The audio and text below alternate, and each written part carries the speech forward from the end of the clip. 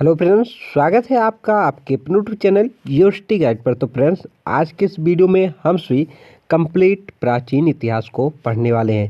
Friends, आपको बता दें यह वीडियो जो है फुल एनसीईआरटी बेस रहेगा। कैसे दोस्तों? एनटीईआरटी बेस रहेगा। 6 से लेकर 12 तक एनसीईआरटी के जो इंपॉर्टेंट क्वेश्चन है वो सारे क्वेश्चन आप सभी को यहाँ पर कवर कराए जाएंगे।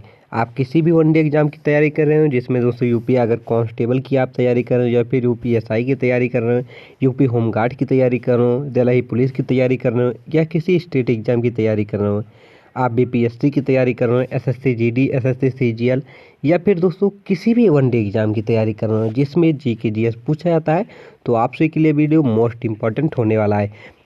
अगर आज तक आप सभी ने प्राचीन इतिहास को नहीं पढ़ा है तब भी कोई बात नहीं दोस्तों, डरने की एक पैसे की बात नहीं, क्योंकि अगर आप सभी यह पूरा सेशन देख लेंगे तो एक भी क्वेश्चन इससे बाहर नहीं जाने वाला है। अगर आप सभी ने पढ़ रखा है तो आप सभी का यहाँ से रिवीजन अच्छा होने वाला है। तो दोस्तों, वीडियो को बिना स्किप किए हुए देख सकते हैं, सारे इंपॉर्टेंट क्वेश्चन हैं। पूरा देखें वीडियो को, आप सभी को दोस्तों 100% जो है इससे बहुत ही मदद मिलने वाली है। आप सभी को इस क्लास की पीडीएफ भी हमारे टेलीग्राम चैनल पर मिल जाएगी, वहां से आप सभी क्लास की पीडीएफ भी प्राप्त कर सकते हैं। तो चलिए अब दोस्तों बिना किसी देरी के दोस्तों पढ़ना शुरू करते हैं। ये चैप्टर वाइज दोस्तों मैंने यहाँ पर क्वेश्चन लगाए हैं। जैसे मैंने सबसे पहले पूरा पाषाण काल से जितने क्वेश्चन बन सकते हैं वहाँ से मैंने रखे हैं, फिर सिंधु घाटी सभ्यता, इस प्रकार से हर एक चैप्टर आप सभी को यहाँ पर कवर कराया जाएगा।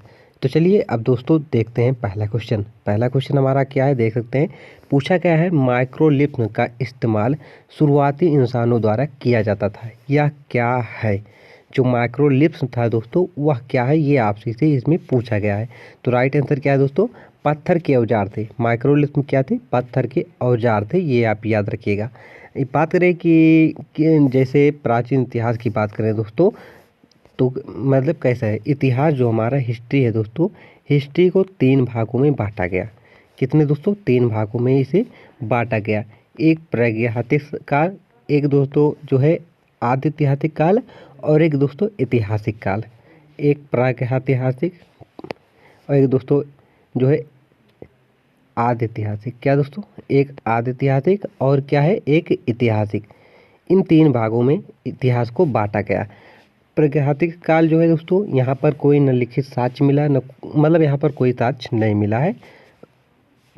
जैसे दोस्तों पाषाण काल हो गए, इसमें कोई साक्ष्य नहीं मिले थे। लेकिन जो आदि ऐतिहासिक काल था इसमें लिखित साक्ष्य तो मिले थे, लेकिन उन्हें पढ़ा नहीं जा सका।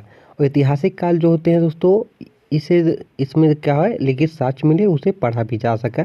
इसमें जैसे दोस्तों जैसे वैदिक सभ्यता के आगे की जो सभ्यता है वहाँ की जो है दोस्तों, वहाँ पर लिखित साक्ष्य मिले, उसे पढ़ा भी जा सका है। तो इतिहास को इन 3 भागों में बांटा गया। तो जो माइक्रोलिप्स का प्रयोग हुआ था वो जो है प्रागैतिहासिक काल के अंतर्गत आता है, ये आप याद रखिएगा। तो मैंने इससे रिलेटेड जो पॉइंट थे वो बता दिए। अब चलिए इसके बारे में और इम्पॉर्टेंट पॉइंट है जहाँ से क्वेश्चन पूछा जाता है, उसे भी आप देख लें। माइक्रोलिप्स प्रारंभिक मनुष्यों द्वारा उपयोग किया जाने वाला पत्थर के औजार थे। माइक्रोलिप्स का उपयोग भाले के बिंदुओं और तीर के निशानों में किया जाता था, ये आप याद रखिएगा। तो यहाँ से भी क्वेश्चन बन सकता है। चलिए नेक्स्ट क्वेश्चन देखते हैं। नवपाषाण काल के लोगों द्वारा पाला गया प्रथम पशु कौन सा था? जो नवपाषाण काल के लोग थे उनके द्वारा पाला गया प्रथम पशु कौन था? तो राइट आंसर क्या है दोस्तों? डॉग, माने कुत्ता। क्या था? कुत्ता था, ये आप याद रखिएगा।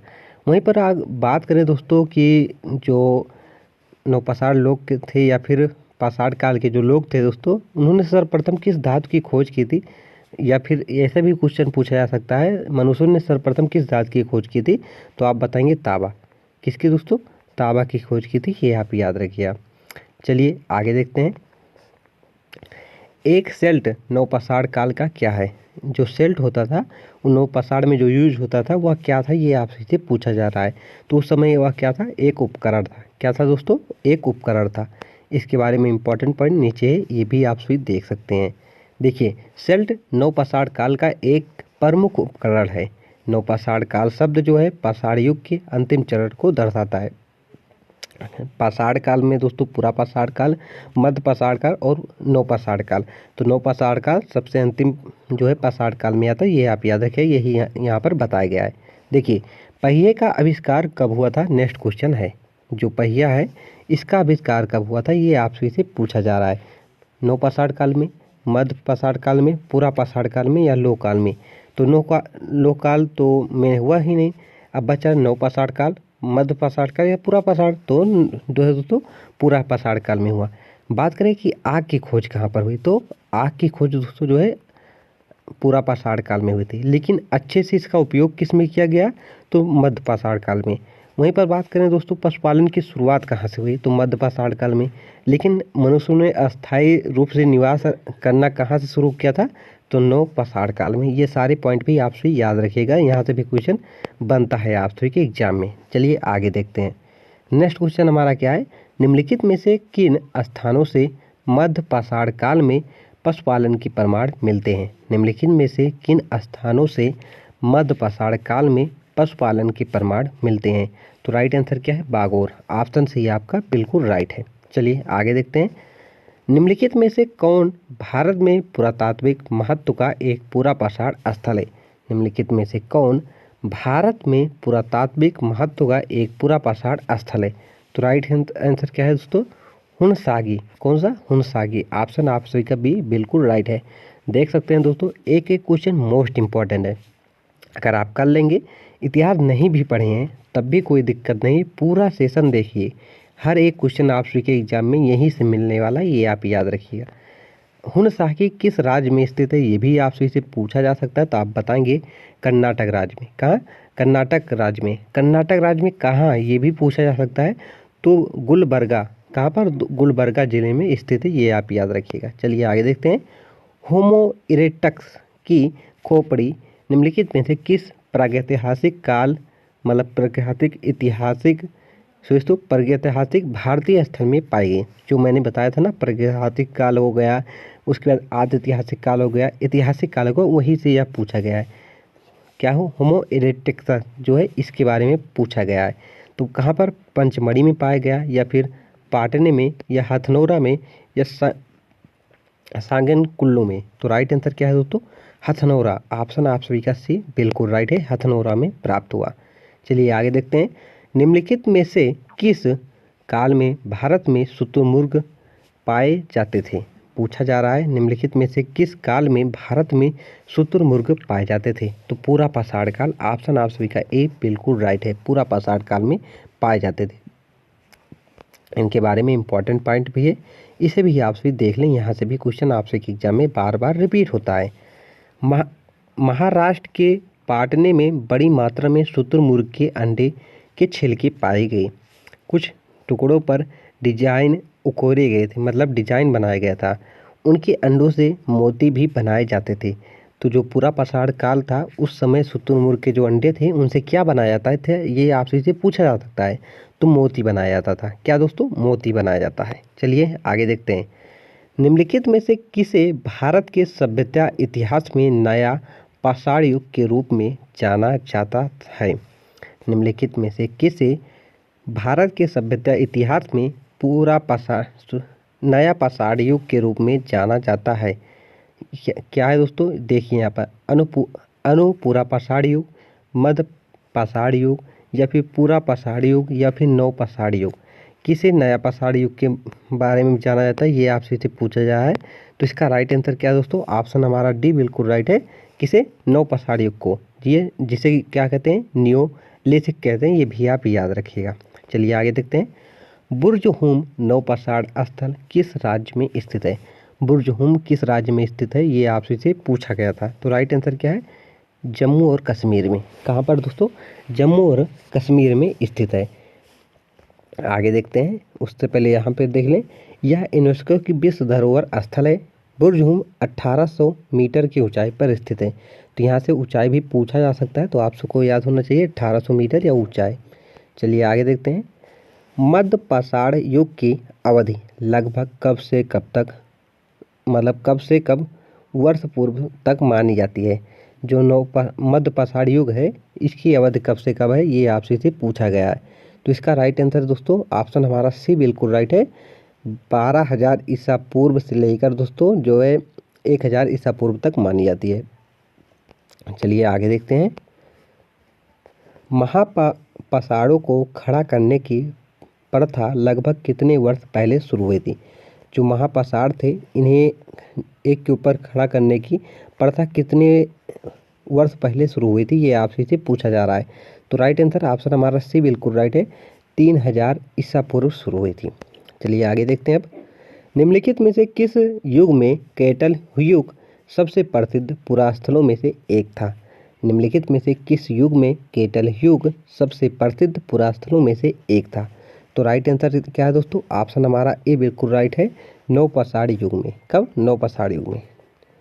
कैटल युग दक्षिण मध्य तुर्की में केन्या शहर के पास स्थित एक महत्वपूर्ण नवपाषाण स्थल है। चलिए आगे देखते हैं, नेक्स्ट क्वेश्चन देखते हैं क्या हमारा।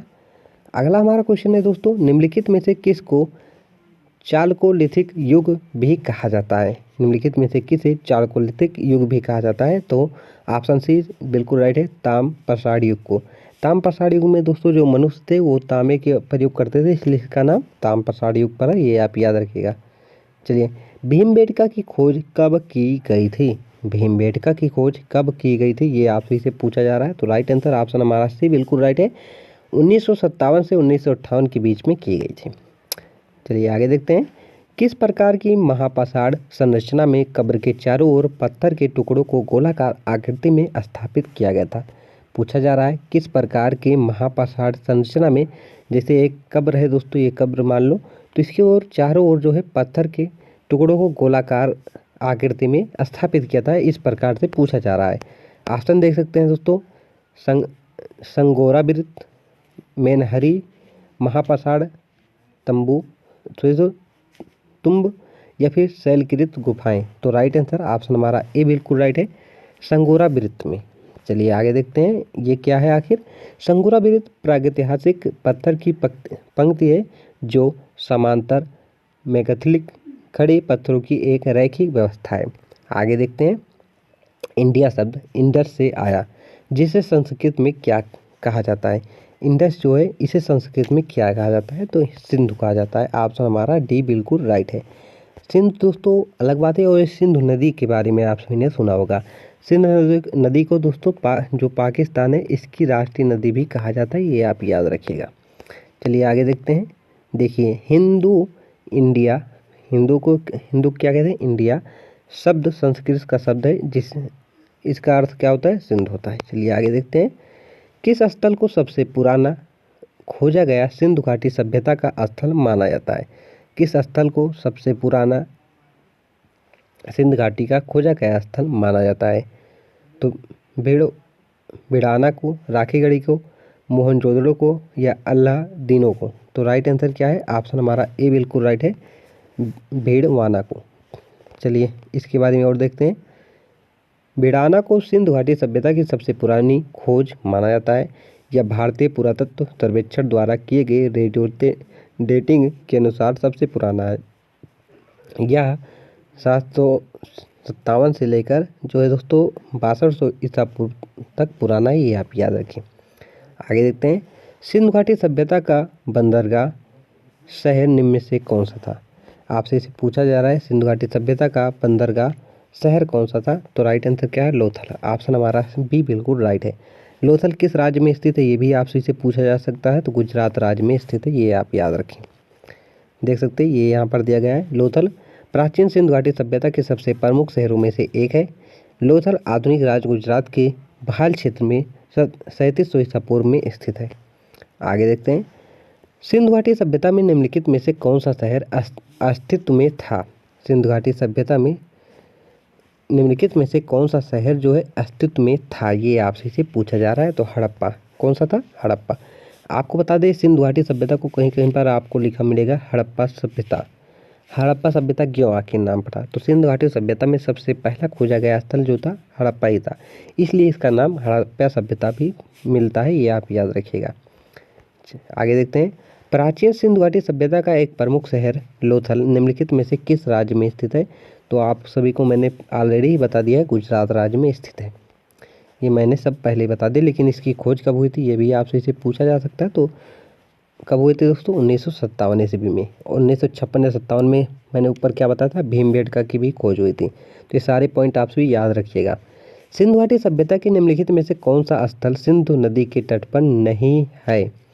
पूछा जा रहा है सिंधु घाटी सभ्यता में निम्नलिखित में से कौन सा शहर सिंधु नदी के तट पर नहीं है? नहीं, ध्यान दीजिए, चंदोड़ है, मोहनजोदड़ो, कोडदीजी या रोपड़। तो रोपड़ जो है दोस्तों ये नहीं है, ये सतलज नदी के किसमें दोस्तों? सतलज जो नदी है पंजाब में स्थित है, उस नदी के किनारे है रोपड़, ये आप याद रखिएगा। देख सकते हैं वो मैंने ऑलरेडी बता दिया जो लिखा है। निम्नलिखित में से किस स्थल से हड्डी के उपकरण प्राप्त हुए? निम्नलिखित में से किस स्थल से हड्डी के उपकरण प्राप्त हुए? चोपनी मांडू, महादहा, काकोरिया या फिर आदमगढ़। तो इसका राइट आंसर क्या है दोस्तों? महादहा जो है यहाँ से प्राप्त हुए ये हड्डी के उपकरण। आगे देखते हैं, हाथी दांत का पैमाना कहाँ मिला है? हाथी दांत का पैमाना कहाँ पर मिला है, ये आपसे से पूछा जा रहा है। तो राइट आंसर क्या है? लोथल में। कहाँ दोस्तों? लोथल में मिला हुआ है। नेक्स्ट देखते हैं, किस स्थल पर पाषाण काल से हड़प्पा सभ्यता तक के सांस्कृतिक अवशेष प्राप्त हुए? किस स्थल पर पाषाण काल से लेकर हड़प्पा सभ्यता तक के सांस्कृतिक अवशेष प्राप्त हुए? तो राइट आंसर क्या है? मेहरगढ़। ऑप्शन आपका डी बिल्कुल राइट है। यह वर्तमान बलूचिस्तान पाकिस्तान के केच्ची मैदान में स्थित है मेहरगढ़। चलिए आगे देखते हैं, भारत में पशुपालन एवं कृषि के प्राचीन साक्ष्य कहाँ से प्राप्त हुए हैं? भारत में पशुपालन एवं कृषि के प्राचीन साक्ष्य कहाँ से प्राप्त हुए? तो मेहरगढ़। वर्तमान में कहाँ है? पाकिस्तान में स्थित है वर्तमान। हड़प्पा सभ्यता की खोज किसने की?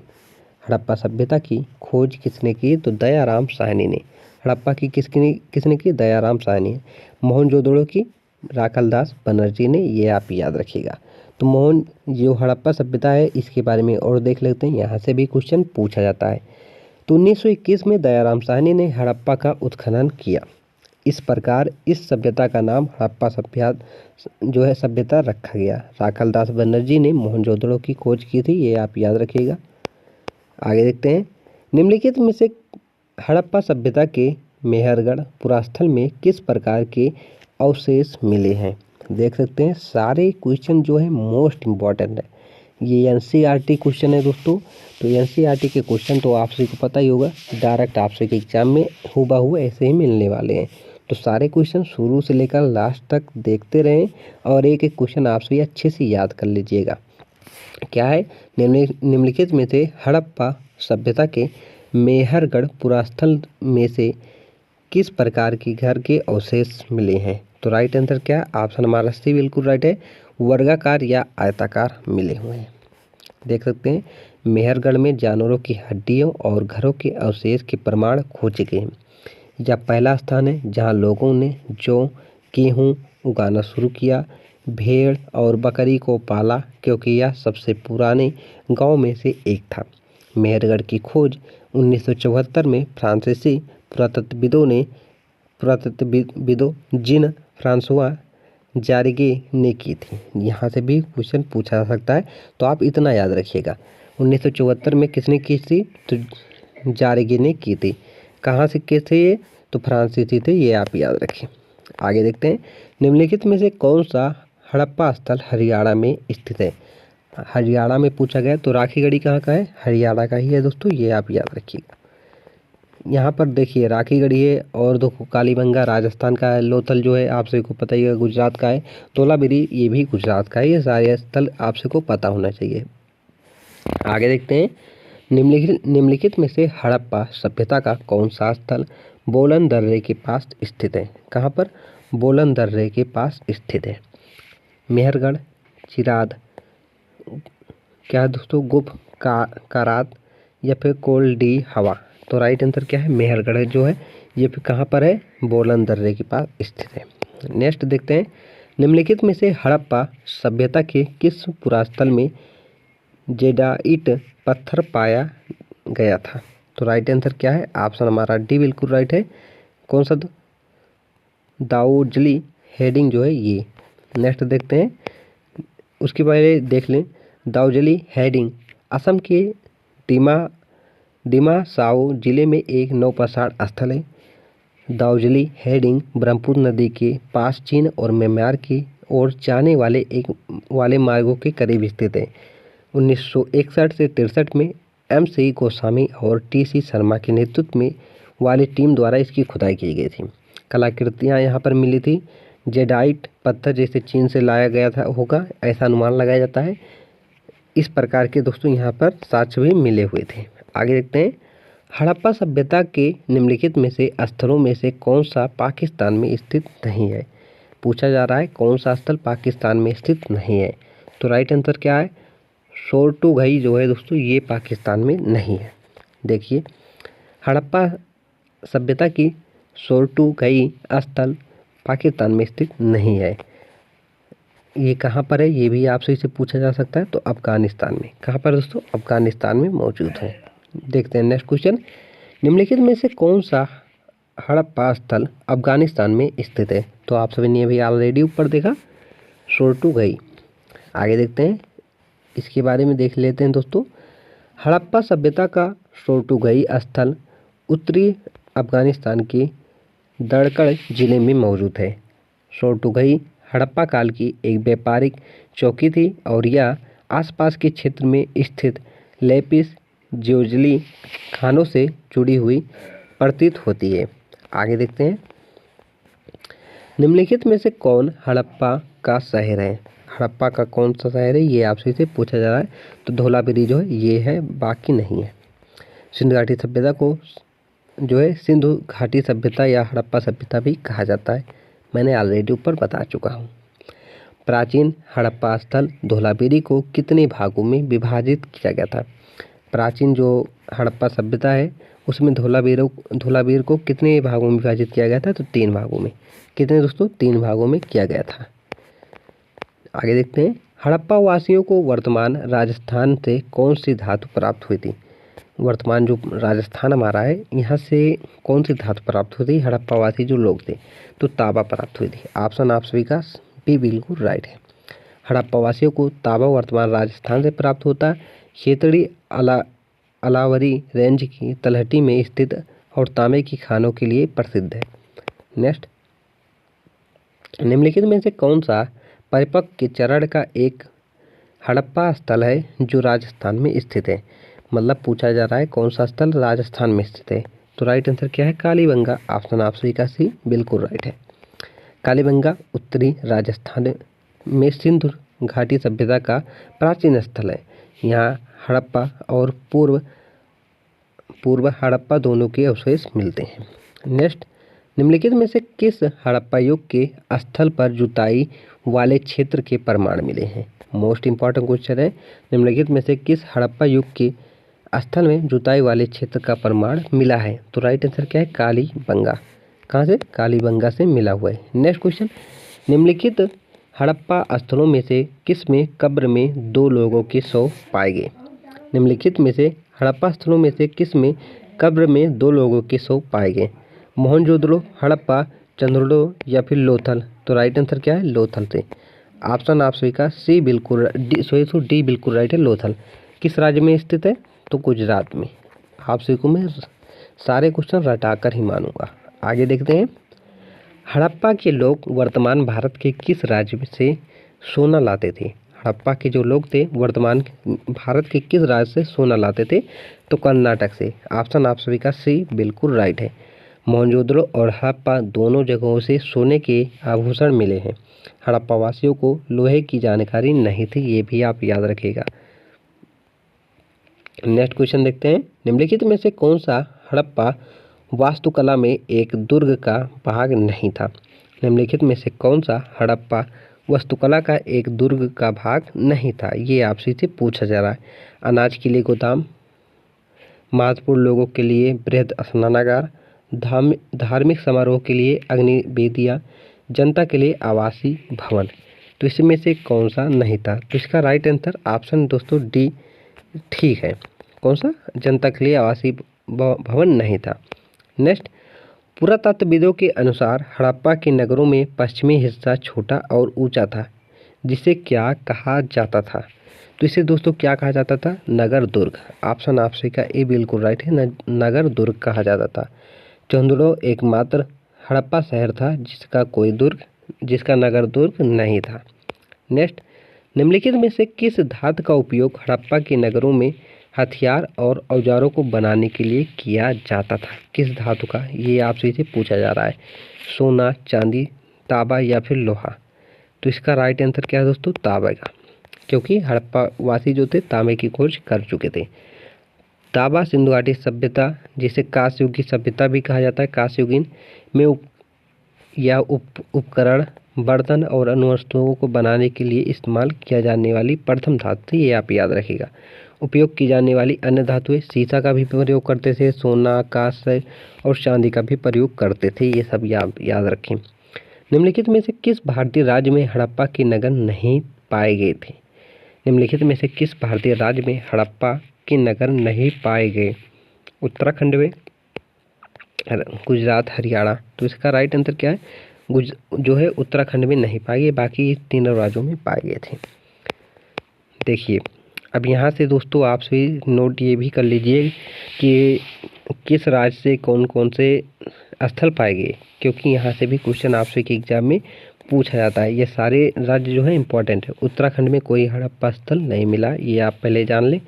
हड़प्पा स्थल गुजरात में कौन कौन से पाए गए? लोथल हो गया, धोलावीरा हो गया, बाबरकोट हो गया, बेट हो गया, द्वारका हो गया, भगत राव हो गया, देसलपुर हो गया, गोलाधोरो, कास, कंजेतर, खिरसरा, कोटदा, भादली या फिर कुटासी, लोटेश्वर आदि ये कहाँ पर पाए गए दोस्तों? ये गुजरात में पाए गए। राजस्थान में कौन कौन से पाए गए? बरोर, कालीबंगन और कररपुरा, ये सारे कहाँ का है दोस्तों? राजस्थान। दोस्तों आप सोच रहे होंगे सिंपल भाई बता दे, मज़ा आएगा। जैसे कालीबंगा पाया गया यहाँ से, लोथल से गुजरात से लोथल, धोलावीरा ये सब पाए गए, तो वो सब ऑलरेडी सभी जानते हैं। अब एग्जाम का लेवल अप हो चुका है, तो सारे क्वेश्चन कहाँ से पूछे जाएंगे? एनसीईआरटी से पूछे जाएंगे। तो एनसीईआरटी पढ़ना तो इतना आसान है नहीं, वहाँ से क्वेश्चन तो टफ बनता है। तो सारे जो टफ क्वेश्चन बनते हैं वही मैंने यहाँ पर लाया है। आपको मैं खुश कर दूँ सिंपल कराकर, वो मैं नहीं चाहता। आपका सिलेक्शन हो, इसलिए दोस्तों आपसे के लिए बिल्कुल एग्जाम रिलेटेड क्वेश्चन लेकर आया हूँ। थोड़ा दिक्कत आपसे को हो सकती है, लेकिन आप अगर कंप्रोमाइज़ करेंगे तो सारे क्वेश्चन आपसे को आने वाले हैं। तो आपसे ध्यानपूर्वक पढ़ें, अच्छे से पढ़ें, क्योंकि दोस्तों अब आपसे को ये भी पता है कि न्यू ईयर आने वाला है। तो यही सपना आप सभी दोस्तों बना कर रहे हैं कि न्यू साल में इस बार हमें अपना सिलेक्शन पक्का ही करना है। तो सिलेक्शन अगर पक्का करना है तो आपसे को मन लगाकर पढ़ाई भी करनी होगी। तो इसके लिए दोस्तों मैं आपसे के साथ हूँ। एक बार भरोसा कर पूरा वीडियो देखकर उसके बाद कोई भी PYQ क्वेश्चन लगा कर देखिए, सारे क्वेश्चन आपसे के बनने वाले हैं। चलिए अब देखते हैं हरियाणा में कौन कौन से राज्य पाए गए। यहाँ पर बालू, राखीगढ़ी, बनवाली, भिराना, फरमाना, हिसार ये सारे जो हैं दोस्तों कहाँ के? हरियाणा के हैं। टीला, जोगना खेड़ा, कुड़ाल, मितातल जो है तिगराना ये सब कहाँ के? हरियाणा के। चलिए आगे देखते हैं। हड़प्पा की अधिकांश मोहरें किस से बनी थी? हड़प्पा की जो मोहरें थी ये किस से बनी थी? सिलखड़ी से। किससे दोस्तों? सिलखड़ी से। हड़प्पा की अधिकांश मोहरें सिलखड़ी एक प्रकार का नरम पत्थर है से बनी थी। कुछ मोहरें टेराकोटा, सोना, सुलेमानी, चर्ट, हाथीदांत और चीनी मिट्टी से भी बनाई गई थी। आगे देखते हैं। मोहनजोदड़ो किस नदी के तट पर स्थित है? मोहनजोदड़ो किस नदी के तट पर स्थित है? तो रावी नदी। किसके दोस्तों? तो दोस्तों सिंधु नदी। मोहनजोदड़ो सिंध, हड़प्पा रावी, ये आप याद रखें। मोहनजोदड़ो दक्षिणी पाकिस्तान के सिंधु नदी के दाहिने किनारे पर स्थित है। आगे देखते हैं। मोहनजोदड़ो की विशाल स्नानागार की आकृति कैसी थी? ये आपसे से पूछा जा रहा है। तो इसका राइट आंसर क्या है? आयताकार। कैसी थी दोस्तों? आयताकार थी। नेक्स्ट, पाकिस्तान के किस प्रांत में मोहनजोदड़ो की प्राचीन सभ्यता का स्थल है? तो इसका राइट आंसर क्या है दोस्तों? सिंधु। ऑप्शन आप सभी का भी बिल्कुल राइट है, सिंधु। नेक्स्ट क्वेश्चन देखते हैं। अगला क्वेश्चन देखते हैं क्या है हमारा। उससे पहले देख ले दोस्तों, ये इंपॉर्टेंट पॉइंट है। मोहनजोदड़ो सिंध प्रांत में एक पुरातात्विक स्थल था। मोहनजोदड़ो का अर्थ मृतकों का टीला होता है। 2500 ईसा पूर्व के आसपास निर्मित यह प्राचीन सिंधु घाटी सभ्यता की सबसे बड़ी बस्तियों में से एक था। नेक्स्ट, एक ही कब्र से 3 मानव कंकाल कहाँ से मिले हुए हैं? तो राइट आंसर क्या है? ऑप्शन हमारा भी बिल्कुल राइट है, दमदमा से। कहाँ से? दमदमा से मिले हुए। नेक्स्ट क्वेश्चन, निम्नलिखित में से किस स्थल से मानव कंकाल के साथ कुत्ते का कंकाल समाधान प्राप्त हुआ है? तो राइट आंसर क्या है? बुरजूम। कहाँ पर स्थित है? तो जम्मू और कश्मीर में स्थित है। दोस्तों आप सुनिए कितने क्वेश्चन, 50 क्वेश्चन कर लिए हैं, देख सकते हैं कुल 30 मिनट में 50 क्वेश्चन कर लिए और सारे इम्पोर्टेंट। तो इस प्रकार की आप सभी की क्लास होने वाली है दोस्तों। बहुत ही कम समय में कंप्लीट जो है प्राचीन इतिहास आप सभी का पूरा कवर होने वाला है। तो आप सभी जिस प्रकार से भी 30 मिनट बने हुए हैं इसी प्रकार पूरा बने रहिएगा, सारे क्वेश्चन आप सभी कर ही जाए। चलिए आगे देखते हैं। उससे पहले देख लें, जम्मू एवं कश्मीर में श्रीनगर के निकट उत्तर पश्चिमी में स्थित बुरजूम नौपाषाणिक अवस्था में मानव कंकाल के साथ कुत्ते का कंकाल भी यहाँ पर प्राप्त हुआ था। चलिए आगे देखते हैं। पुरातात्विक स्थल सुरकोटदा किस राज्य में स्थित है? तो राइट आंसर क्या है दोस्तों? गुजरात। ऑप्शन हमारा डी बिल्कुल राइट है। सुरकोटदा एक पुरातात्विक स्थल है जो भारत के गुजरात राज्य के कच्छ के जिले के तालुका नामक जगह में स्थित है। 1964 के दौरान सुरकोटदा की खोज 1964 में जगपति जोशी ने की थी, ये आप याद रखें। नेक्स्ट, निम्नलिखित में से किस पुरातात्विक स्थल पर गतवास के प्रमाण मिले हैं? निम्नलिखित में से किस स्थल से गतवास के प्रमाण मिले हुए हैं? तो राइट आंसर क्या है? बुरजूम। कहाँ से? बुरजूम से मिले हुए हैं। बुरजूम एक पुरातात्विक स्थल है जिसमें गड्ढे मिलने के प्रमाण हैं। यह एक आदिम आवास है। बुरजूम पुरातात्विक स्थल जम्मू और कश्मीर की कश्मीरी घाट में स्थित है। नेक्स्ट क्वेश्चन, पुरातात्विक स्थल इनाम गांव कहाँ स्थित है?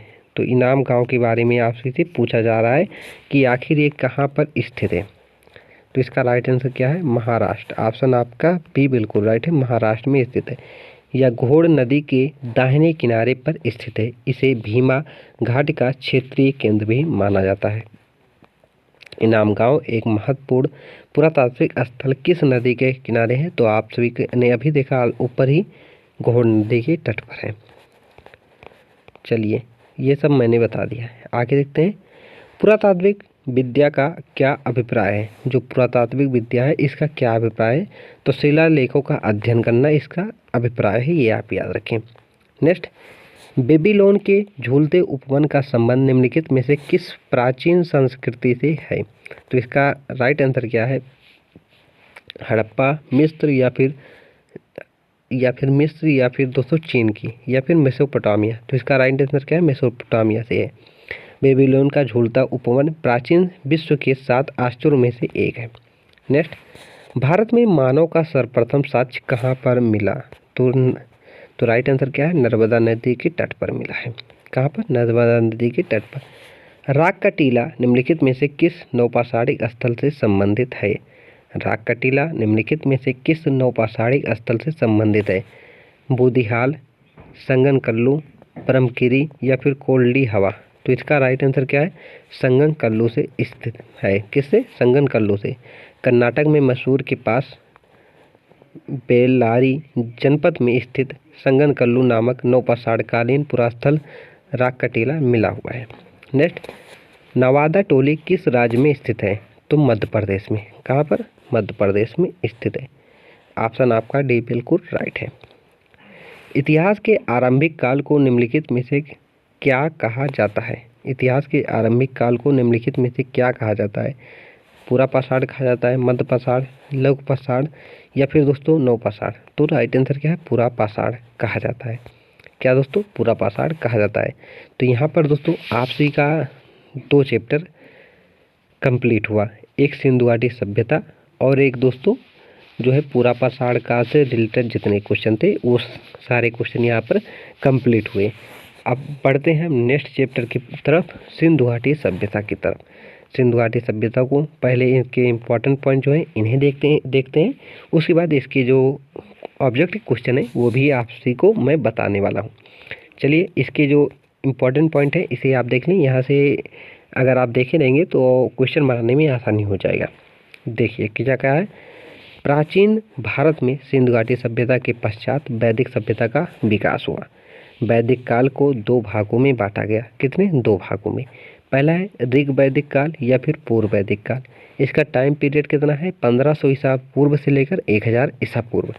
उसके बाद दूसरा दोस्तों जो है वो है उत्तर वैदिक काल, 1000 ईसा पूर्व से 600 ईसा पूर्व इसका टाइम पीरियड होने वाला है।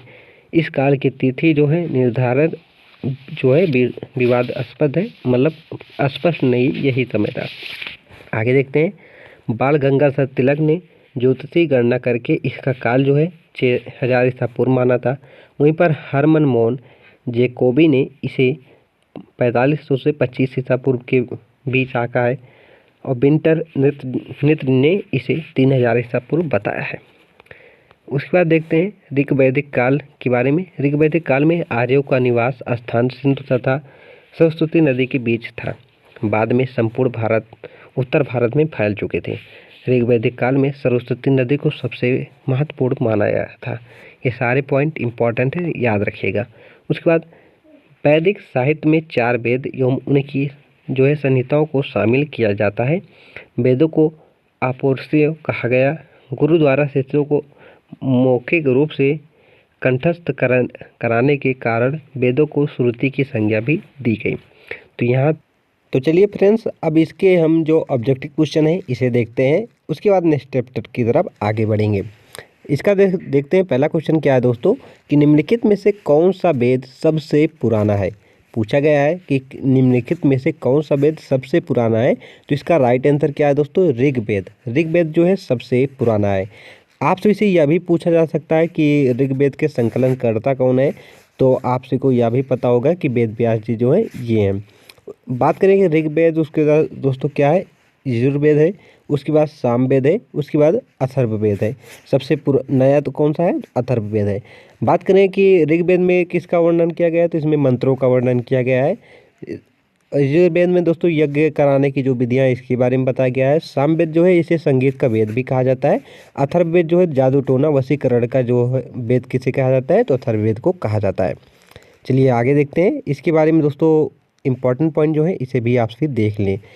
4 वेद हैं। कौन कौन से हैं जो मैंने आपसे बताया? कौन कौन से हैं? सामवेद, यजुर्वेद, अथर्ववेद और ऋग्वेद। ऋग्वेद या वेदों में सबसे पुराना है। सामवेद गायन के लिए सबसे पुराना संदर्भ है। उसके बाद यजुर्वेद जो है इसे प्रार्थनाओं की पुस्तक भी कहा जाता है। अथर्ववेद इसे जादू टोना आकर्षण की पुस्तक कहा जाता है। ऋग्वेद में 10-28 भजन अग्निदेव, इंद्र देवताओं सहित ऋषियों को समर्पित है। ये आप याद रखिएगा। चलिए आगे देखते हैं। नेक्स्ट क्वेश्चन क्या है हमारा? अगला क्वेश्चन है दोस्तों 1800 से 1500 ईसा पूर्व की 30 ऋग्वेद पांडुलिपियों को यूनेस्को की memory of the world register में किस वर्ष शामिल किया गया? मोस्ट इंपॉर्टेंट क्वेश्चन है, आपसे से पूछा जा सकता है। तो आप सभी को पता होना चाहिए कि 1800 से 1500 ईसा पूर्व 30 ऋग्वेद पांडुलिपियों को यूनेस्को की memory of the world register में शामिल किया गया, मतलब कब किया गया ये आप सभी से पूछा जा रहा है, किस वर्ष में। ऑप्शन देख सकते हैं दोस्तों 2008 में, 2005 में या 2009 में। तो इसका राइट आंसर क्या है दोस्तों? इसका राइट आंसर है 2007 में शामिल किया गया। ऑप्शन आप सभी का डी बिल्कुल राइट है। इससे रिलेटेड जो इम्पोर्टेंट पॉइंट है इसे भी आप सभी देख लें। वर्ष 2007 में 30 ऋग्वेद पांडुलिपियों को यूनेस्को की स्मृति विश्व रजिस्टर में शामिल किया गया था। ऋग्वेद को 10 पुस्तक में बांटा गया है जिसे मंडलयुक्त के नाम से जाना जाता है। तो ये भी आपसे से पूछा जा सकता है कि जो ऋग्वेद है इसे कितनी पुस्तकों में बांटा गया है। तो आपसे को पता होना चाहिए 10 पुस्तकों में बांटा गया है, जिसे क्या कहा जाता है? तो इसे मंडलायुक्त कहा जाता है। यह किसी भी इंडो यूरोपियन भाषा में सबसे पुराना पाठ है। इसकी उत्पत्ति जो है 1700 ईसा पूर्व की शुरुआत में हुई थी। आगे देखते हैं अगला क्वेश्चन क्या है। ऋग्वेद के वैदिक ग्रंथ में किस शब्द का सर्वप्रथम उल्लेख हुआ है? ऋग्वेद के वैदिक जो ग्रंथ है इसमें सर्वप्रथम किस शब्द का उल्लेख है? वड़ का या फिर सोम का, फिर अयस का या फिर दोस्तों जो है गम्य का। तो इसका राइट आंसर क्या है दोस्तों? वड़ का किया गया है। चलिए आगे देखते हैं। आरंभिक वैदिक काल में वर्ण व्यवस्था आधारित थी। जो पहले वैदिक काल थे उसमें वर्ण व्यवस्था किस प्रकार आधारित थी? जन्म आधारित या कर्म आधारित? तो राइट आंसर क्या है दोस्तों? व्यवसाय आधारित, किस पर थी? व्यवसाय आधारित थी, ये आप याद रखिएगा। चलिए आगे देखते हैं। निम्नलिखित नदियों में से किसे वैदिक काल में परुशरी या इरावती के नाम से जाना जाता है? यहाँ पर आपसे को 4 नदियाँ दी गई हैं। उसके बाद आपसे से पूछा जा रहा है कि ऋग्वैदिक काल में किसे जो है परुशरी या इरावती नाम से जाना जाता है? तो रावी नदी को। सतलुज किसे कहा जाता है? तो सतलज को ही दोस्तों कहा जाता है, तो ये आप याद रखिएगा। विपाशा जो है व्यास नदी को कहा जाता था। ऋग्वेद में वर्णित देवताओं में सबसे प्रमुख देवता कौन थे? ऋग्वेद में वर्णित देवताओं में सबसे प्रमुख या सबसे मुख्य देवता कौन थे? तो इंद्र जी थे। इनके बारे में दोस्तों 250 बार इनका उल्लेख किया गया है। अग्निदेव के 200 बार उल्लेख किया गया है, ये आप याद रखिएगा। नेक्स्ट, उत्तर वैदिक काल में निम्नलिखित में से किन को आर्य संस्कृत का धुर समझा जाता था? उत्तर वैदिक काल में निम्नलिखित में से किन को आर्य संस्कृत का धुर समझा जाता था? तो राइट आंसर क्या है? कौशल या विदेह को। किसे? कौशल या विदेह को समझा जाता था। आगे देखते हैं। वैदिक काल में प्रचलित लोकप्रिय शासन प्रणाली कौन सी थी? वैदिक काल में जो है प्रचलित लोकप्रिय शासन प्रणाली कौन सी थी? निरंकुश, प्रजातंत्र, गणतंत्र या फिर दोस्तों परंपरागत राजतंत्र। तो इसका राइट आंसर क्या है? ऑप्शन हमारा डी बिल्कुल राइट है। आगे देखते हैं। वैदिक युग में राजा अपनी जनता से जो कर वसूलते थे उसे क्या कहते थे? जो वैदिक काल में राजा थे अपनी जनता से जो कर लेते थे उसे क्या कहते थे? उसे बलि कहते थे। क्या कहते थे? बलि। जो ये बलि थे दोस्तों उत्तर वैदिक काल में जो है इसे स्वेच्छा से मतलब लोग देते थे, लेकिन पूर्व वैदिक काल में यह क्या हुआ, मतलब बाद में जो आया उसमें दोस्तों राजा जो है नियमित रूप से या टैक्स लेने लगे थे, ये आप याद रखें। ऋग्वैदिक काल में निष्क किस अंग का आभूषण था? ऋग्वैदिक काल में निष्क किस अंग का आभूषण था? तो गले का। किसका था? गले का था, ये आप याद रखें। नेक्स्ट, ऋग्वेद को कितनी पुस्तकों या मंडलों में विभाजित जो है किया गया था? ऋग्वेद को कितनी पुस्तक या मंडलों में विभाजित किया गया था? 10 मंडलों में किया गया था। ऑप्शन आप सभी का बी बिल्कुल राइट है। इससे रिलेटेड जो इम्पोर्टेंट पॉइंट है इसे भी आप सभी देख लें। ऋग्वेद चारों वेद में सबसे पुराना है। इसे जो है 10,600 श्लोकों और 10,600 श्लोकों और 28 सूक्तों मतलब 1028 सूक्तों का संग्रह है, ये आप याद रखिएगा। प्रत्येक मंडल में सूक्त होते हैं जो मूल रूप से जो है स्तवन है। इनकी 2 शाखाएं हैं। प्रमुख जीवित शाखा शाकलायन मतलब शाकलायन है और दूसरी जो है शाखा जो है बाष्कलायन है, ये आप याद रखिएगा। प्रसिद्ध गायत्री मंत्र जो है ऋग्वेद के 3रे मंडल में है, ये इंपॉर्टेंट है, ये आपसे से पूछा जाता है। मंडल 9 पूरी तरह से सोम देवता को समर्पित है। 10वें मंडल में पुरुष जो है सूक्ति यह शामिल है जो बताता है कि 4 वर्णों का जन्म जो है ब्रह्मा या पुरुष के मुख, भुजाओं, जंघों और पैरों से हुआ है, ये आप याद रखिएगा। नेक्स्ट, गोत्र शब्द का उल्लेख सर्वप्रथम हुआ था। गोत्र शब्द का उल्लेख सर्वप्रथम हुआ था अथर्ववेद में या फिर दोस्तों ऋग्वेद में या फिर सामवेद में या यजुर्वेद में। तो राइट आंसर क्या है? ऋग्वेद में हुआ था। ऑप्शन आप सभी का भी बिल्कुल राइट है। गोत्र व्यवस्था प्रचलन में कब आई? गोत्र व्यवस्था प्रचलन में कब आई? तो इसका राइट आंसर क्या है? उत्तर वैदिक काल में। ऑप्शन आप सभी का भी बिल्कुल राइट है। नेक्स्ट क्वेश्चन, पुरुष सूक्त किस वेद का एक मंत्र है? पुरुष सूक्त किस वेद का एक मंत्र है? ऑप्शन आप सभी देख सकते हैं। पुरुष सूक्त किसका है? अथर्ववेद का, यजुर्वेद का, ऋग्वेद का, सामवेद का। तो राइट आंसर क्या है? ऑप्शन आप सभी का सी बिल्कुल राइट है, ऋग्वेद का है। नेक्स्ट क्वेश्चन देखते हैं। प्रसिद्ध गायत्री मंत्र कहाँ से लिया गया? प्रसिद्ध गायत्री मंत्र कहाँ से लिया गया? तो ऋग्वेद से लिया गया। ऑप्शन आप सभी का सी बिल्कुल राइट है। नेक्स्ट, गायत्री मंत्र की रचना किसने की थी? गायत्री मंत्र की रचना किसने की थी? तो विश्वामित्र ने। ऑप्शन आप सभी का भी बिल्कुल राइट है। नेक्स्ट, वैदिक भजनों के मुख्य संग्रह क्या कहलाते हैं? वैदिक भजनों के मुख्य संग्रह क्या कहलाते हैं? सूत्र, पाद, संहिता या मुख? तो राइट आंसर क्या है दोस्तों? संहिता कहलाते हैं। ऑप्शन आप सभी का सी बिल्कुल राइट है। चलिए नेक्स्ट क्वेश्चन देखते हैं अब। वैदिक काल के एक चरण में राजा को गोपित कहा जाता था, जिसका अर्थ क्या होता है? आपसे इसे पूछा जा रहा है, वैदिक काल में जो राजा थे उसे गोपित कहा जाता था। इसका अर्थ क्या होता है गोपित का? तो मवेशियों का स्वामी। ऑप्शन आप सभी का डी बिल्कुल राइट है। नेक्स्ट, ऋग्वेद में ऋषि विश्वामित्र और दो नदियों के बीच संवाद के रूप में एक स्रोत है जिसे देवी के रूप में पूजा जाता था। ये नदियाँ कौन सी है?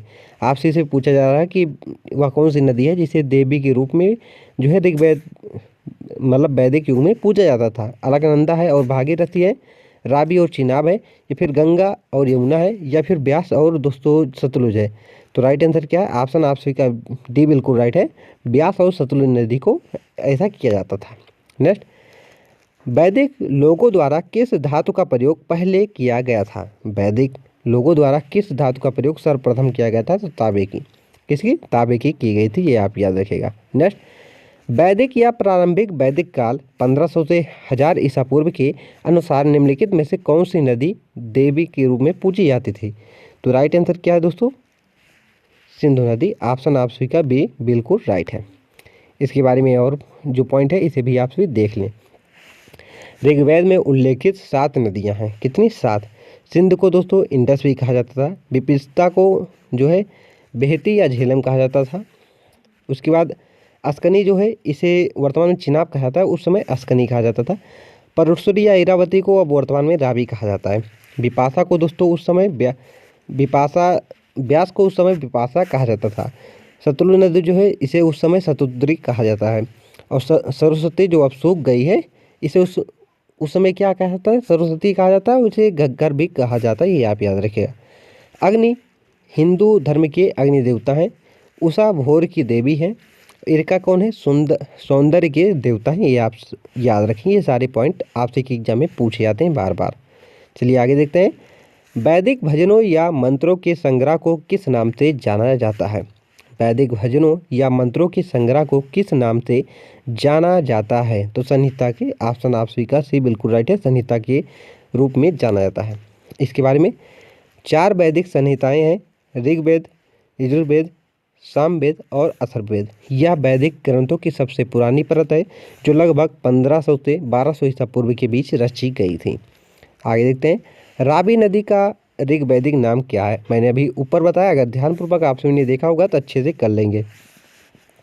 पूछा जा रहा है रावी नदी का ऋग्वैदिक नाम क्या है? परुशरी है। ऑप्शन आप सभी का डी बिल्कुल राइट है। आगे, निम्नलिखित में से कौन सा वेद संगीत का वेद है? तो सामवेद जो है दोस्तों इसे संगीत का वेद कहा जाता है। ऑप्शन आप सभी का ये बिल्कुल राइट है। आगे, अथर्ववेद कितने खंडों का एक संग्रह है? अथर्ववेद जो है ये कितने खंडों का एक संग्रह है? 20 खंडों का, 15 खंडों का, 10 खंडों का, या फिर 5 खंडों का? तो इसका राइट आंसर दोस्तों ऑप्शन आप सभी का ये बिल्कुल राइट है, 20 खंडों का है। कितने? 20 खंडों का है। अथर्ववेद मंत्रों, प्रार्थनाओं और भजनों का वैदिक युग का एक संग्रह है। अथर्ववेद में 20 खंडों का संग्रह है, मतलब बताया मैंने। उसके बाद लगभग 6000 मंत्रों के साथ 730 भजनों का यह संग्रह है, ये आप याद रखें। ये भी इम्पॉर्टेंट पॉइंट है। कितने भजन हैं इसमें? 730 हैं। कितने मंत्र हैं? 6000 मंत्र हैं। आगे, कुल कितने वेदांग हैं? वेदांगों की संख्या कुल कितनी है, ये आपसे इसे पूछा गया है। तो इसका राइट आंसर क्या है? 6 वेदांग हैं। कितने हैं? 6। अब वो 6 कौन कौन से हैं वो भी आप सभी देख लें, क्योंकि आपसे की एग्जाम में पूछा जा सकता है। जरूरी नहीं आए लेकिन पूछा जा सकता है। वेदांग वेदों के अध्ययन और समझने से जुड़े 6 सहायक विषय हैं। 6 वेदांग कौन कौन से हैं? शिक्षा, कल्प, उसके बाद व्याकरण, निरुक्त, छंद और ज्योतिष, ये सारे हैं। शिक्षा को दोस्तों उस फोनोटिक्स भी कहा जाता है, कल्प को अनुष्ठान या कैनन कहा जाता है, व्याकरण को व्याकरण भी कहते हैं, निरुक्त को दोस्तों व्याख्या इसका अर्थ होता है, छंद का क्या होता है? वैदिक मीटर होता है, ये आप याद रखिएगा। आगे देखते हैं। वेदांगों के संदर्भ में निम्नलिखित में से कौन सा शब्द अनुष्ठान को दर्शाता है?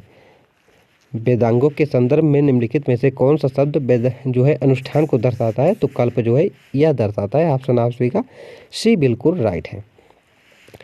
ऋग्वेद में उल्लेखित प्रसिद्ध 10 राजाओं का युद्ध किस नदी के किनारे लड़ा गया था?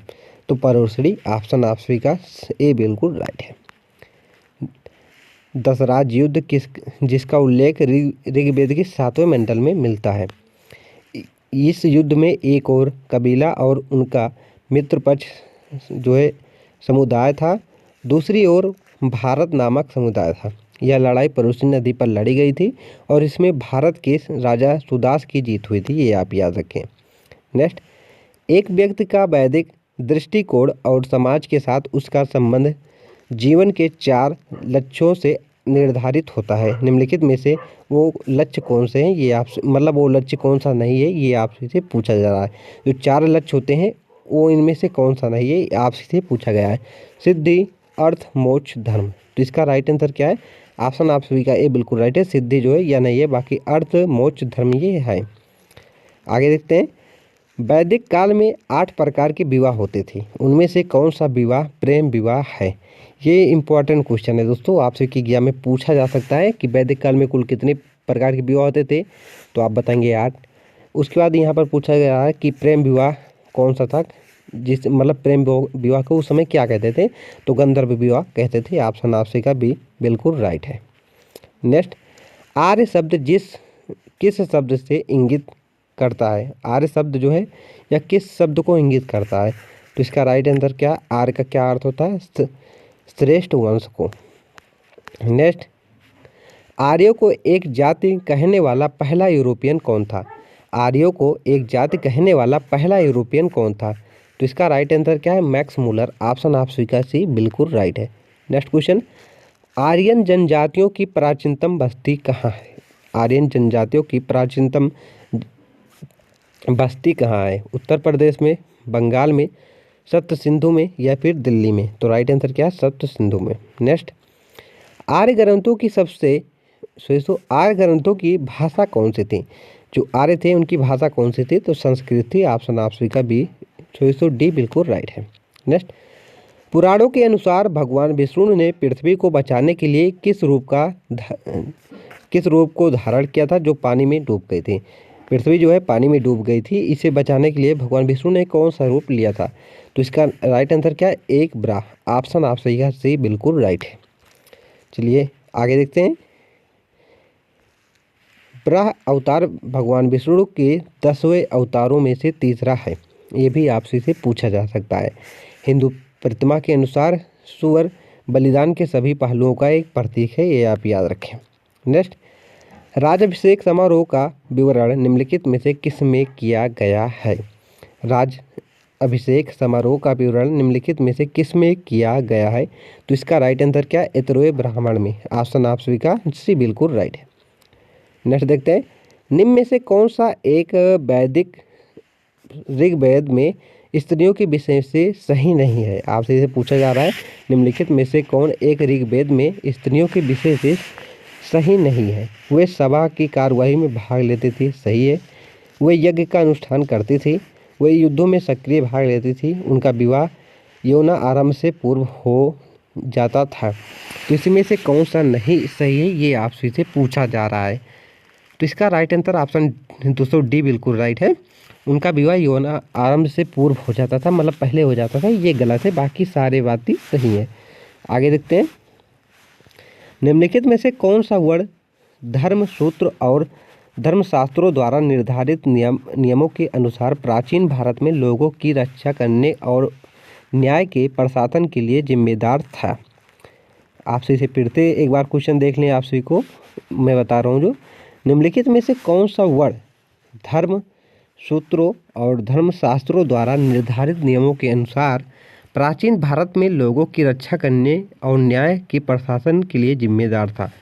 वैश्य, शूद्र, क्षत्रिय या फिर ब्राह्मण? तो इसका राइट आंसर क्या है? क्षत्रिय। ऑप्शन आप स्वीकार से बिल्कुल राइट है।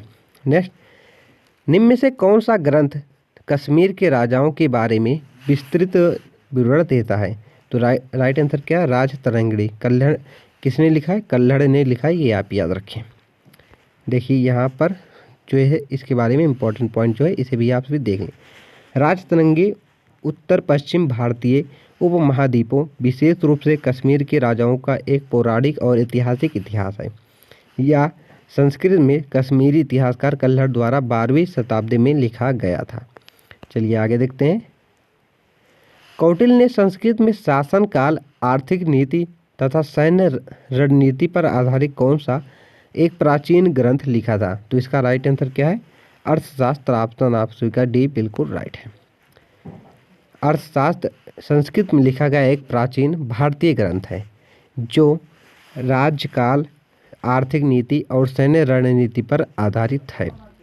अर्थशास्त्र कौटिल्य द्वारा लिखा गया था, जिसे कौटिल्य को विष्णुगुप्त या चाणक्य के नाम से भी जाना जाता है। चरक महर्षि ने चरक संहिता की रचना की। तो ये भी आपसे इसे पूछा जा सकता है कि चरक संहिता की रचना किसने की है? चरक ने की है। पुराण प्राचीन हिंदू ग्रंथ है जो दिव्य कहानियों के माध्यम से हिंदू देवताओं के विभिन्न देवताओं की स्तुति कराते हैं। पुराण जो है ये भी आप सभी याद रखिएगा किससे रिलेटेड है, तो मैंने बता दी। नेक्स्ट, रामायण के अनुसार किन का दूसरा नाम रत्नाकर था? रामायण के अनुसार किन का दूसरा नाम रत्नाकर था? तो राइट आंसर क्या है? वाल्मीकि का। किसका? वाल्मीकि का। नेक्स्ट, राजकीय प्रतीक पर शब्द सत्यमेव जयते किस उपनिषद से लिया गया है? तो राइट आंसर क्या है? मंडूक उपनिषद। ऑप्शन आप सभी का डी बिल्कुल राइट है। चलिए देखते हैं दोस्तों। देखिए मैंने कितने क्वेश्चन इस चैप्टर से कराए? 42। कितने क्वेश्चन कराए दोस्तों? 42 क्वेश्चन कराए। किससे? तो वैदिक काल से रिलेटेड 42 क्वेश्चन कराए। तो इसमें से आप सभी का कितने क्वेश्चन सही हुए ये आप सभी कमेंट बॉक्स में बताइएगा। हर चैप्टर का आप सभी देखिएगा कि जितने क्वेश्चन करा रहे हैं उससे आप सभी का कितना क्वेश्चन सही हो रहा है। जो नहीं सही हो रहा है उसे आप नोट डाउन करिएगा, फिर याद करिएगा, ताकि आप सभी को इस वीडियो का पूरा दोस्तों लाभ मिल सके। एनसीईआरटी बेस्ड क्वेश्चन है, थोड़ा आप सभी को प्रॉब्लम हो सकता है। चलिए अब नेक्स्ट चैप्टर की तरफ पढ़ते हैं। अगला हमारा चैप्टर क्या है? बौद्ध धर्म और जैन धर्म। कौन सा है दोस्तों? बौद्ध धर्म और जैन धर्म। इस चैप्टर को दोस्तों पढ़ने से पहले हम क्या करेंगे? इसकी थ्योरी को पढ़ेंगे। उसके बाद इससे रिलेटेड जितने ऑब्जेक्टिव क्वेश्चन बनते हैं वो भी आप सभी को मैं बताता चलूँगा। थ्योरी आप सभी देख लें ताकि आप सभी को चैप्टर समझने में आसानी हो। 6वीं शताब्दी ईसा पूर्व में उत्तर भारत की मध्य गंगा घाट के क्षेत्र में अनेक धार्मिक संप्रदायों का उदय हुआ। भारत में 6वीं शताब्दी ईसा पूर्व में प्रचलित विभिन्न संप्रदायों में से आगे चलकर केवल बौद्ध धर्म और जैन धर्म ही अधिक प्रसिद्ध हुई। भारत के इन धार्मिक आंदोलनों ने पुरातन वैदिक ब्राह्मणों धर्म के अनेक दोषों पर प्रहार किया, इसलिए इसे सुधारवादी आंदोलन भी कहा गया है। आगे देखिए, आगे जो पॉइंट है इसे भी आप देख लें। थोड़ा जूम करते हैं ताकि आप सबको अच्छे से विजुअल हो। देखिए, इस काल में धार्मिक अनुष्ठानों में जो है पेचीदगियों के कारण ब्राह्मणों का आधिपत्य स्थापित होने लगा, जो दूसरे वर्गों विशेषकर क्षत्रियों को पसंद नहीं आया। एक बात स्मरणीय है कि बौद्ध धर्म और जैन धर्म दोनों क्षत्रियों द्वारा ही शुरू किए गए। जैन शब्द जिन शब्द से बना है, जिनका अर्थ क्या होता है? विजेता, अर्थात जिसने इंद्रियों को अपने वश में कर लिया है। तो ये भी आपसे इसे पूछा जा सकता है, जिनका अर्थ क्या होता है। ऋषभदेव को जैन धर्म के संस्थापक, प्रवर्तक एवं पहले जो है तीर्थकर रूप में जाना जाता है।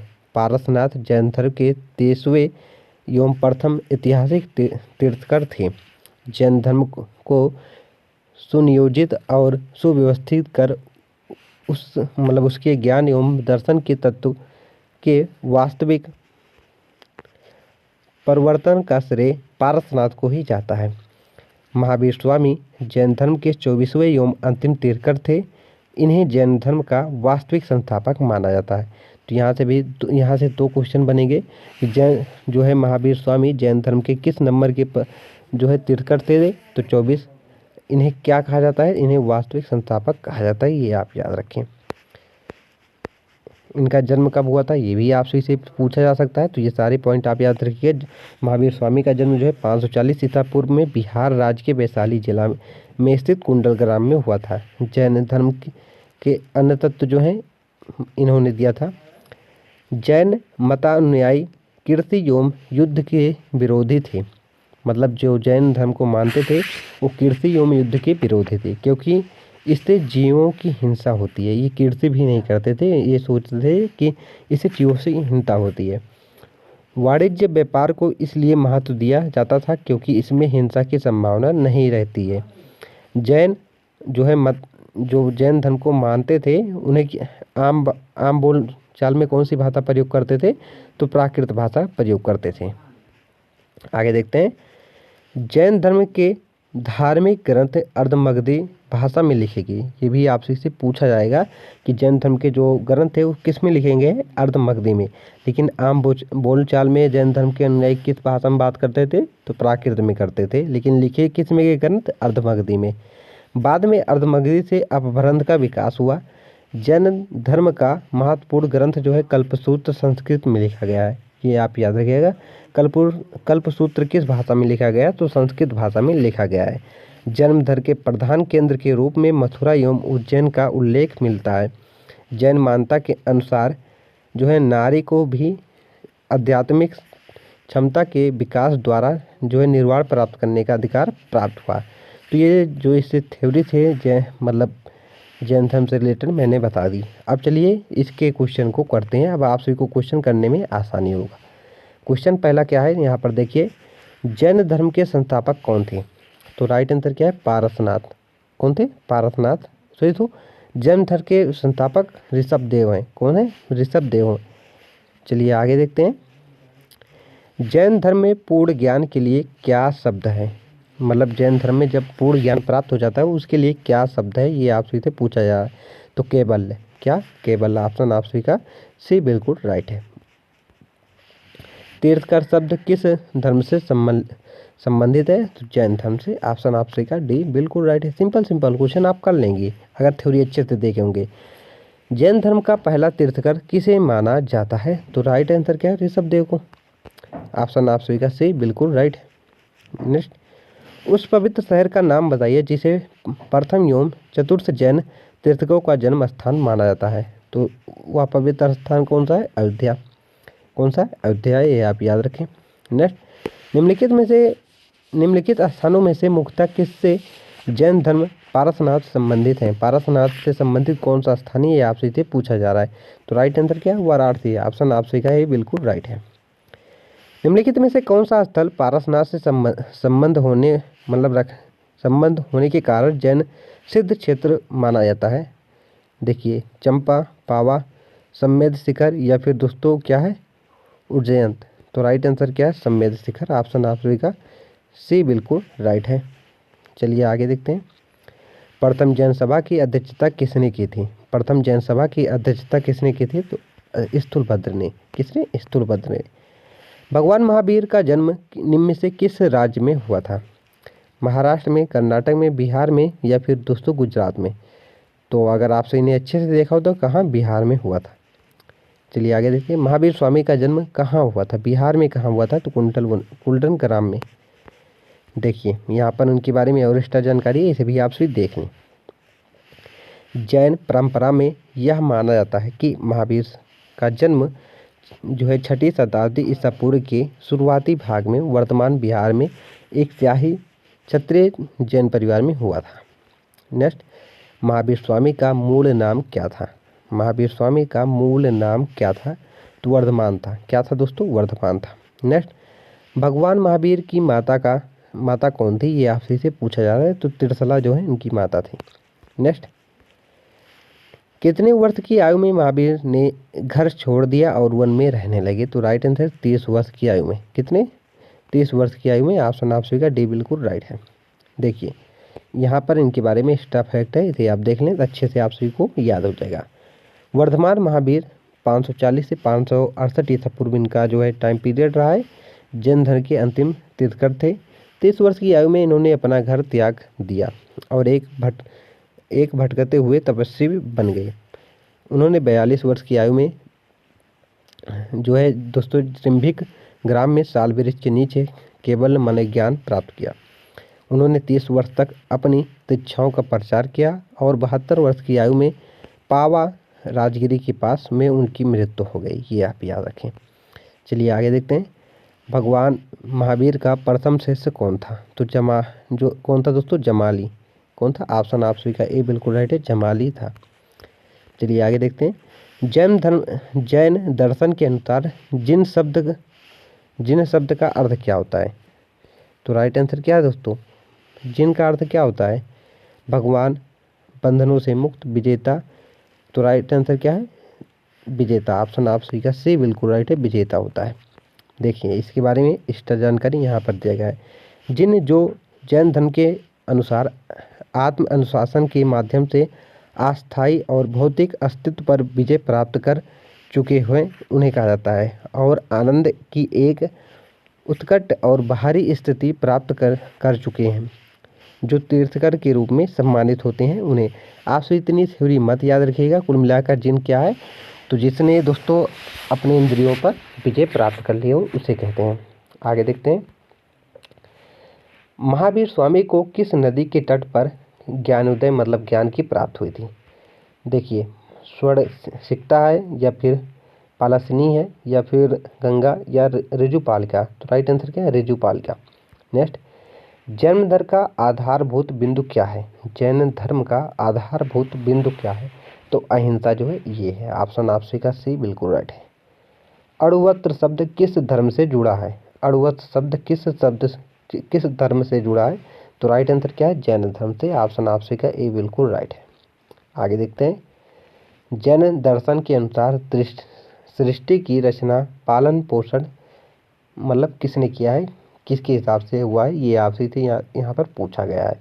तो राइट आंसर क्या है? सार्वभौमिक विद्यमान से हुआ है, सार्वभौमिक विधान से हुआ है। सॉरी दोस्तों।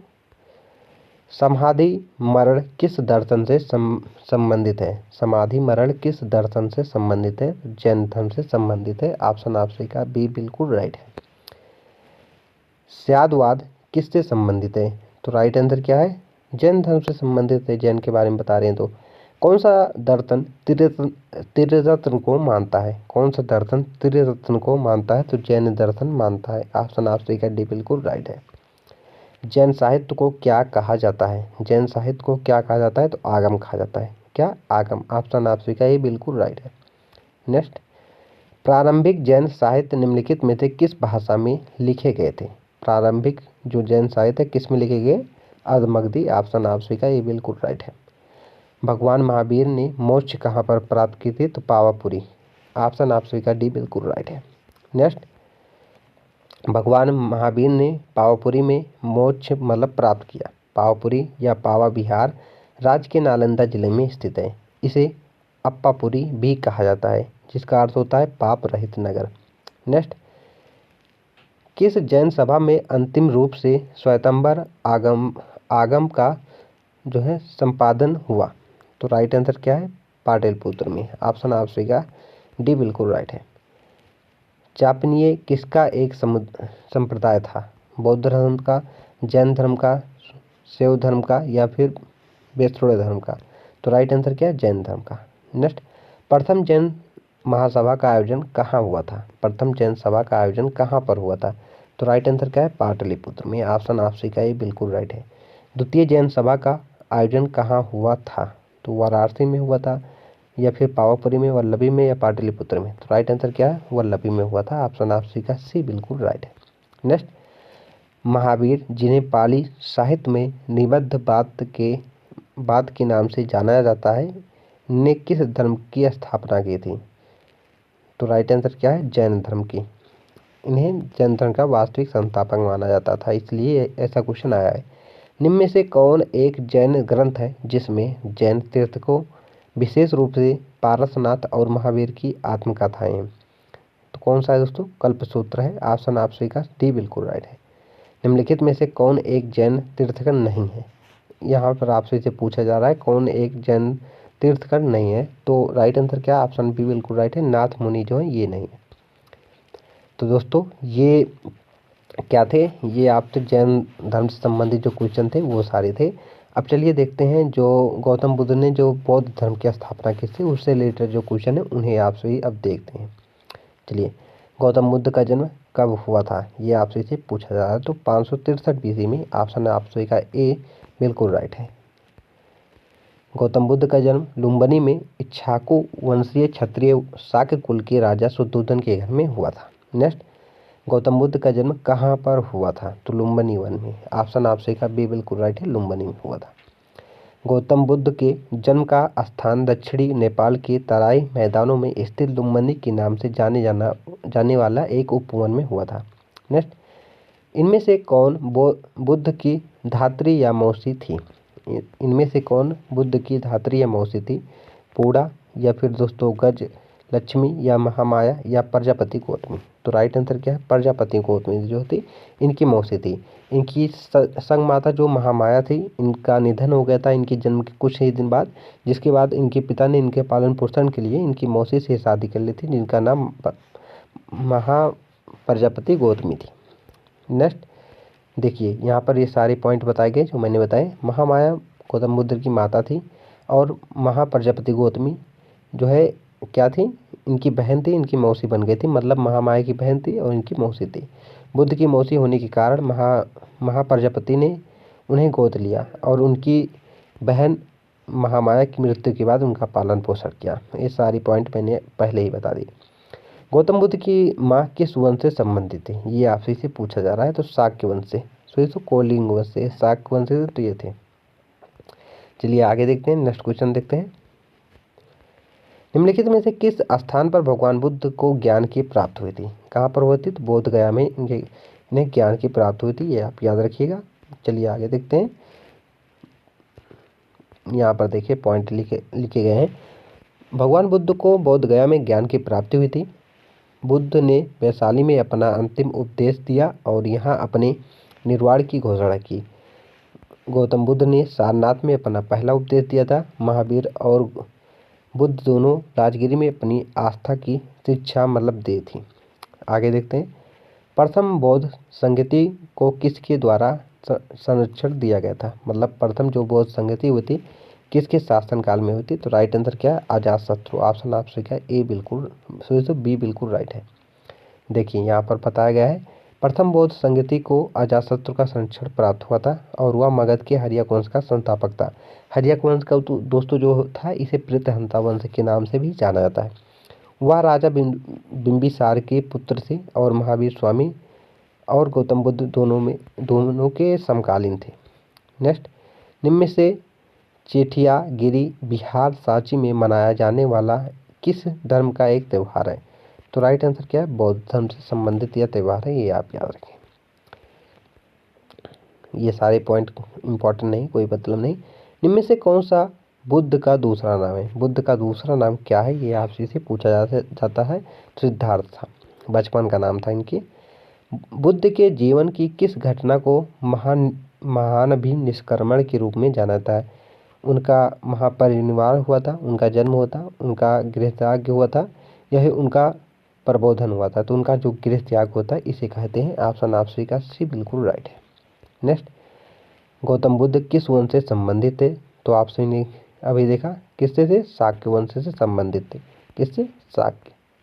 नेक्स्ट, महात्मा बुद्ध ने अपना पहला प्रवचन किस स्थान पर दिया था? तो सारनाथ में दिया था। कहाँ पर? सारनाथ। ऑप्शन आपसे का बी बिल्कुल राइट है।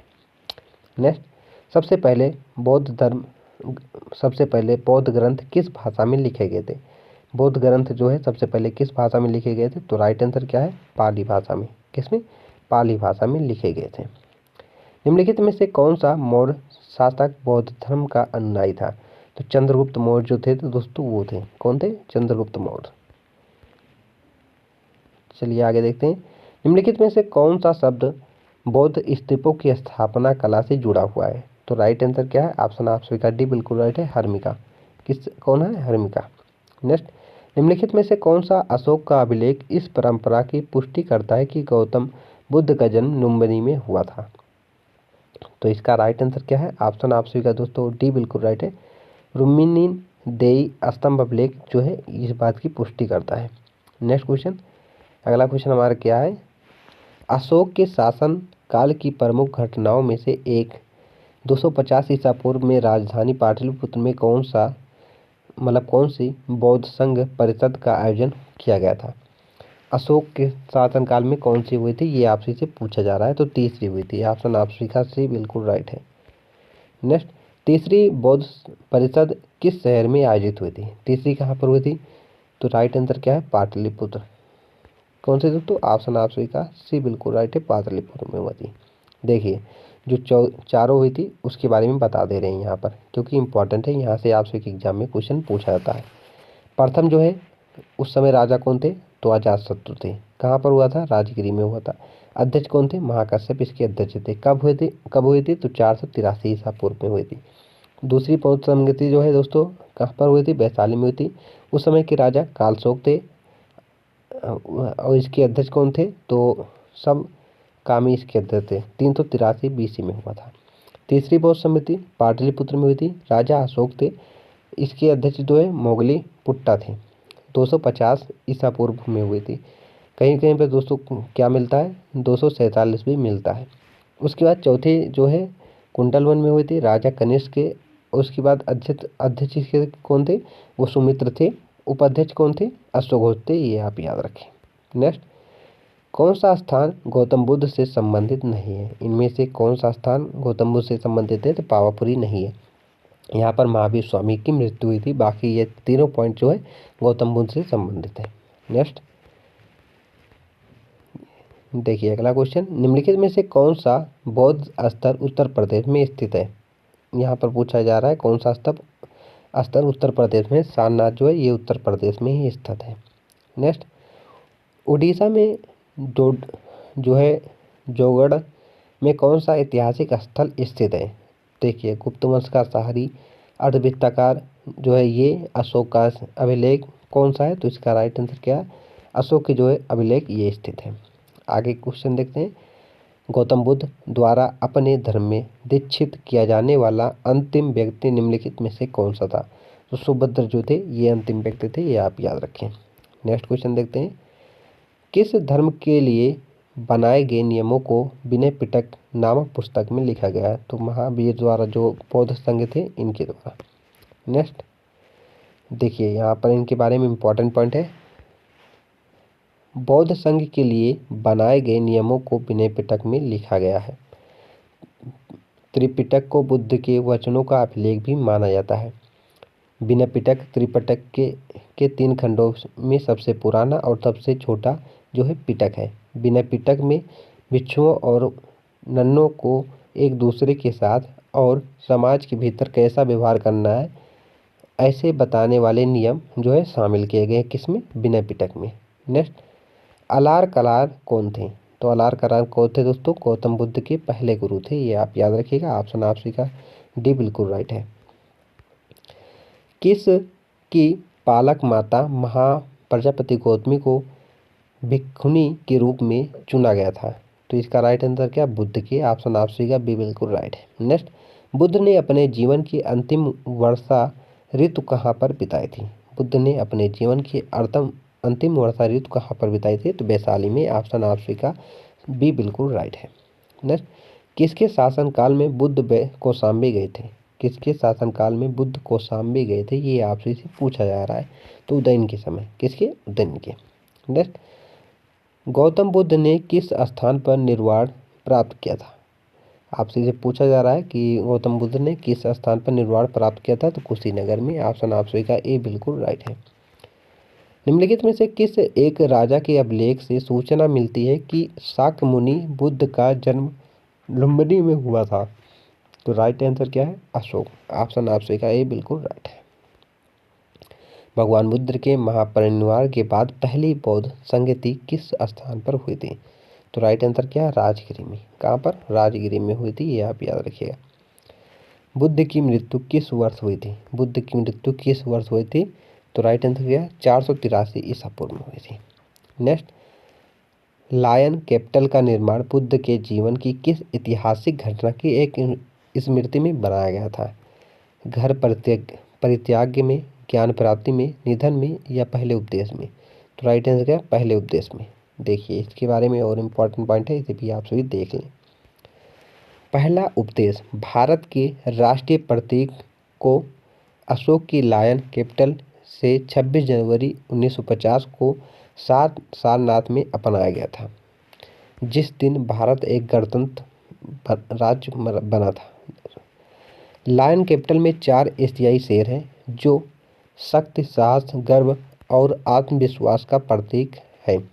एक गोलाकार अबेकस पर बैठे हुए हैं। दीनानाथ भार्गव ने हमारे राष्ट्रीय प्रतीक को डिजाइन किया है। तो यहाँ से भी क्वेश्चन पूछा जा सकता है, हमारा राष्ट्रीय जो प्रतीक है इसे डिजाइन किसने किया है? तो दीनानाथ भार्गव ने किया है।